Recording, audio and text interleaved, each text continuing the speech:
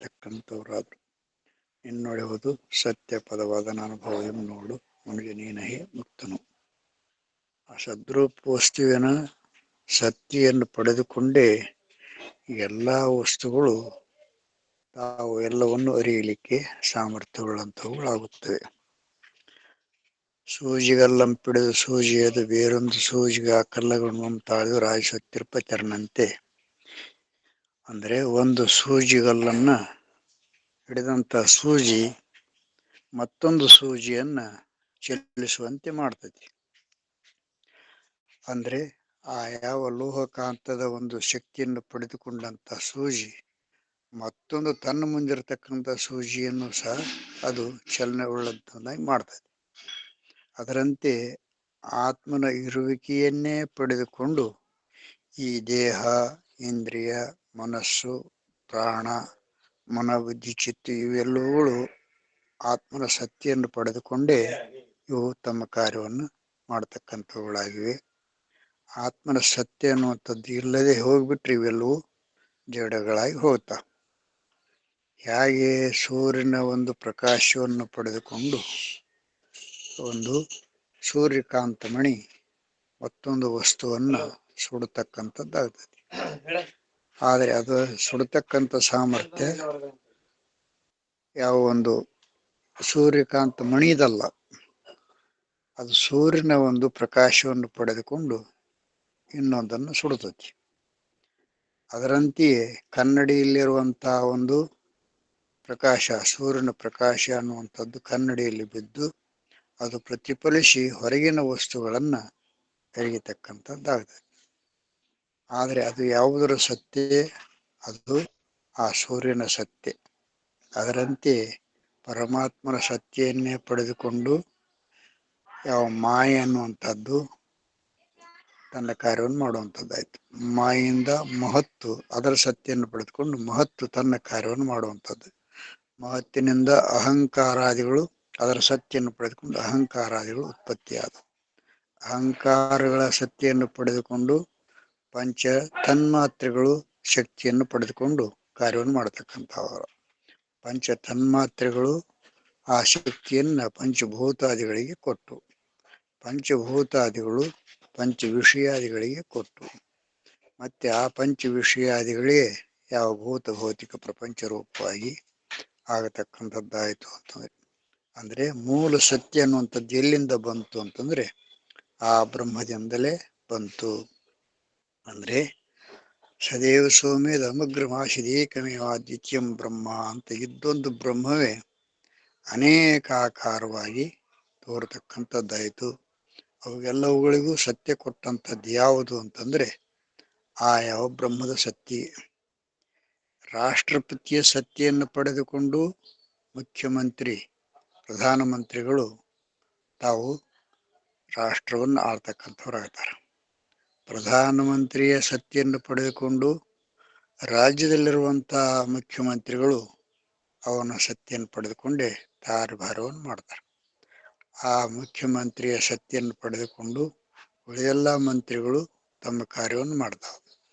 ಆ ಮಂತ್ರಿಗಳ MLA ಇದ್ರಗಳನ್ನು MP ಗಳು ಸಹ ಆ ಸತ್ಯವನ್ನು ಪಡೆದುಕೊಂಡು ನೋಡ್ತಾವೆ. ಆ MLA MP ಗಳು ತಹಶೀಲ್ದಾರನ ಕಡೆ ಸತ್ಯವನ್ನು ಕೊಡ್ತಾವೆ. ತಹಶೀಲ್ದಾರನು ತನ್ನ ಯಾವ ಆಡಳಿತದಲ್ಲಿರತಕ್ಕಂಥ ಎಲ್ಲ ಪಂಚಾಯಿತಿಗಳಿಗೆ ಸತ್ಯವನ್ನು ಕೊಡ್ತಾನೆ. ಪಂಚಾಯಿತಿಯಲ್ಲಿರ್ತಕ್ಕಂಥ ಯಾವ ಒಂದು ಅಧ್ಯಕ್ಷರಾಗಲಿ ಸೆಕ್ರೆಟರಿ ಆಗಲಿ ಅವನು ಹೇಳಿದಂಥದ್ದನ್ನು ಇವ್ರು ಪರಿಪಾಲಿಸ್ತಾರೆ. ಇವ್ರ ಸತ್ಯ ಅನ್ನಲ್ಲ, ಇವ್ರ ಸ್ವಂತದ್ದಲ್ಲ. ಅವರು ಪಾಲಿಸಿದ್ದನ್ನು ಅದನ್ನು ಹೇಳುವಂಥದ್ದನ್ನ ಒಬ್ಬ ಡಂಗುರವನ ಮೂಲಕವಾಗಿ ಊರಲ್ಲಿ ಪ್ರಚಾರ ಮಾಡ್ತಾರೆ.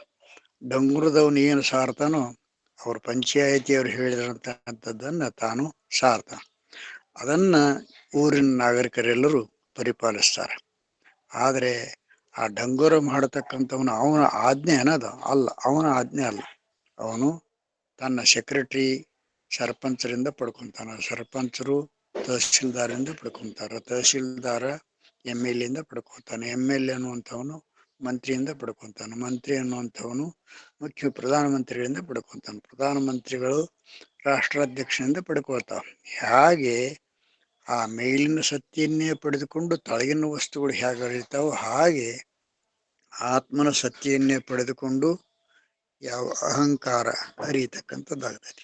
ಅಹಂಕಾರದ ಸತ್ಯನ್ನು ಪಡೆದುಕೊಂಡು ಬುದ್ಧಿ ಅರಿತೈತಿ, ಬುದ್ಧಿಯ ಸತ್ಯನ್ನು ಪಡೆದುಕೊಂಡು ಮನಸ್ಸು ಅರಿತೈತಿ, ಮನಸ್ಸಿನ ಸತ್ಯನ್ನು ಪಡೆದುಕೊಂಡು ಪ್ರಾಣಾದಿಗಳು ಅರಿತಾವ, ಪ್ರಾಣಾದಿಗಳ ಸತ್ಯನ್ನು ಪಡೆದುಕೊಂಡು ಇಂದ್ರಿಯಾದಿಗಳು ಸಾಮರ್ಥ್ಯಗಳು ಅಂತ ಒಳಗಾಗ್ತವೆ. ಎಲ್ಲ ಇಂದ್ರಿಯಗಳು ಕೂಡಿಕೊಂಡು ದೇಹಕ್ಕೆ ಸಾಮರ್ಥ್ಯ ಅನ್ನೋದು ಬರ್ತದೆ.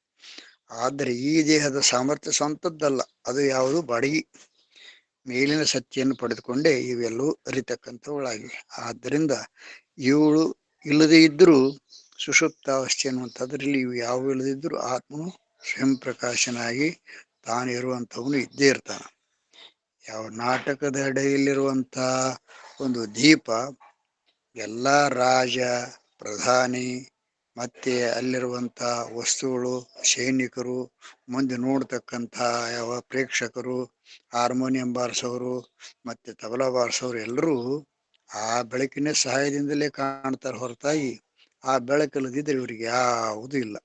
ಅರಸು ನರ್ತಗೆ ತಾಳಧಾರಿ ಸೂರಿಗಳನ್ನು ಆವರಿಸಿ ಬೆಳಗುವ ರಂಗದೆಡೆ ಸುಡರಂತೆ ನೆರೆದ ಹಮ ಬುದ್ಧಿಂದಿಯ ವಿಷಯಗಳ ಆಶ್ರಯ ಚಿತ್ತು ತಾನೆಂದ ಸುಖವಾವ ಪರಿಯ ಸುಖವನ್ನು ಭಾವಿಸಿ ಬೇರೆನಿಸಿದುಡಿ ಜೀವ ಪರಮರ ಯೋಗದ ನಿಜವನ್ನು ಅರಿದ ಅನುಭವಿಯ ಸುಖಕ್ಕೆ ಸರಿಗಾಣೆ. ಆ ಸುಖವನ್ನೇ ಪಡೆದುಕೊಂಡು ಇವೆಲ್ಲವೂ ಸುಖರೂಪಗಳೇ ಕಾಣ್ತಾವೆ. ಆ ಸುಖ ಅನ್ನುವಂಥದ್ದಿಲ್ಲದಿದ್ರೆ ಇವುಗಳಲ್ಲಿ ಯಾವುದು ಸುಖ ಇಲ್ಲ. ಆತ್ಮಾನಸ್ತು ಕಾಮಾಯ ಸರ್ವಂ ಪ್ರಿಯಂ ಭವತಿ. ಸುಪ್ತಿಯಲ್ಲಿರುವಂಥ ಆನಂದವೇ ಯಾವ ವಿಷಯಗಳಿಂದಲೇ ಇರತಕ್ಕಂಥದ್ದಲ್ಲ, ಸ್ವಯಂ ಆನಂದ. ಆ ಆನಂದವೇ ಅನೇಕ ವಿಷಯಗಳಲ್ಲಿ ಪ್ರತಿಫಲಿಸಿ ಅದೇ ಆನಂದವೇ ತೋರ್ತೈತೆ ಹೊರತಾಗಿ ಆ ವಸ್ತುಗಳ ಸ್ವಂತ ಸುಖ ಅಲ್ಲ, ಅವುಗಳಲ್ಲಿ ಸುಖವಿಲ್ಲವೇ ಇಲ್ಲ. ಆದರೆ ಹಿಂದಿನ ಆತ್ಮರ ಸುಖವನ್ನು ಪಡೆದುಕೊಂಡು ಅವೆಲ್ಲವೂ ಸುಖರೂಪಗಳೇ ಕಾಣ್ತವ. ಈ ಸುಖರೂಪಗಳೇ ಕಾಣ್ತವ, ಅದೇ ಸುಖ ಅಂತೇಳಿ ನಾವು ತಿಳಿಯುವಂಥದ್ದು ಭ್ರಮ. ಆ ಭ್ರಮೆಯನ್ನು ಬಿಟ್ಟುಕೊಂಡು ಆತ್ಮ ಸುಖವನ್ನು ಹೊಂದಿಕೊಂಡು ನಾವು ಮುಕ್ತಿಯನ್ನು ಹೊಂದೋಣ ಅನ್ನುವಂಥ 4 ಮಾತುಗಳನ್ನು ಎಲ್ಲ ಮಹಾತ್ಮರಡಿದಾರು ಅರ್ಪಿಸಿ ನನ್ನ ಮಾತಿಗೆ ಮಂಗಳ ಹಾಡ್ತೀನಿ. ನಮಸ್ಕಾರ. ಶಿವಾಯ ನಮಃ.